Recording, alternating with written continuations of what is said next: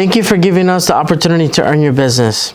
I want to take a few seconds of your time to explain to you what to look for in quote. You don't want to look at strictly the price per square foot. In this case, we have a local competitor's estimate and we have our estimate here.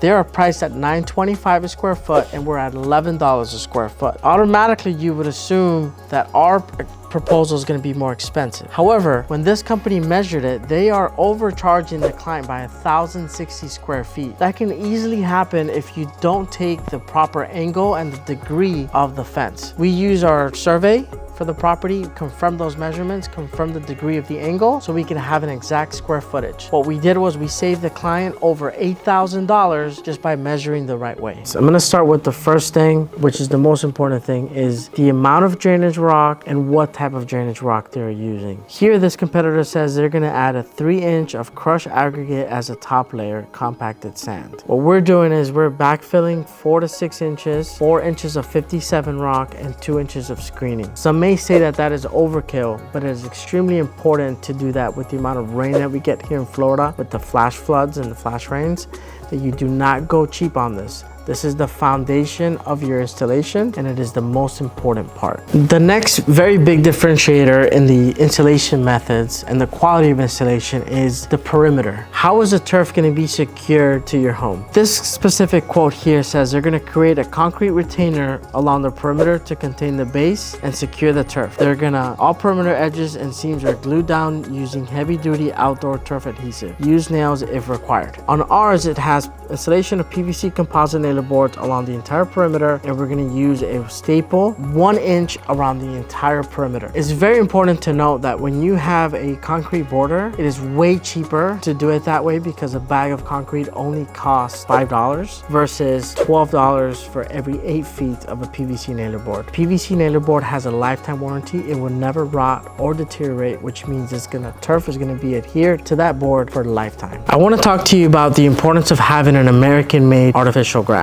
It may not seem that important. Some of the competitors on the import turf will still give you that 15-year warranty, but that's because they are counting on you either selling the house within 15 years or losing their information, so you're not going to make that claim. When you have a 15-year warranty on an American-made turf, that means it's going to have a heat block technology. It's going to keep your turf cooler. If you've gone online and read comments of people complaining about their turf getting really hot, they most likely installed a Chinese or an international turf. Number 2, the American-made turf is guaranteed to not have any lead backing product. What that means is you're gonna have your kids or your pets playing around in the turf. The United States has a specific standards of protocol that is gonna inspect and make sure there is no lead anywhere on that turf. If it's an international product, there's no way we can guarantee that. Don't try to save a few dollars by going with an imported turf. Go with a trusted product, like trusted manufacturer, made in the USA. So I'm gonna break down the amount of silica sand that you should be installing in an artificial grass installation. This quote that I'm looking at here says, add a top coat of infill as required. It is very generic. It's very well that they could be installing the right amount, but you as a homeowner don't know or have anything to complain about if they don't install the right amount. What I will tell you is, as per standards from the Synthetic Turf Council, you're required to put a minimum of 1 pound per square foot of silica sand. What that sand is gonna do is gonna help prevent any mold and mildew from growing. It's gonna keep the temperature of the turf a lot cooler. And 3, it's gonna help keep the blade standing up so your turf doesn't mat down. As a contractor, one of the easiest ways to cut corners and save money on an installation is by not putting the right amount of silica sand. If you have a 1,000 square foot backyard, you should be getting at least 1,000 pounds of silica sand installed in your backyard. The last thing I want to talk to you guys about is your protection, your safety. This quote right here does not talk anywhere on the estimate about how long the warranty is for and what the warranty includes. On our quote here, we are giving you a 24-month warranty on the labor and a 15-year warranty on the turf itself. For the 24 months, that means if there's anything whatsoever that happens to your turf, seams come loose, you have a dip in the turf, it's coming up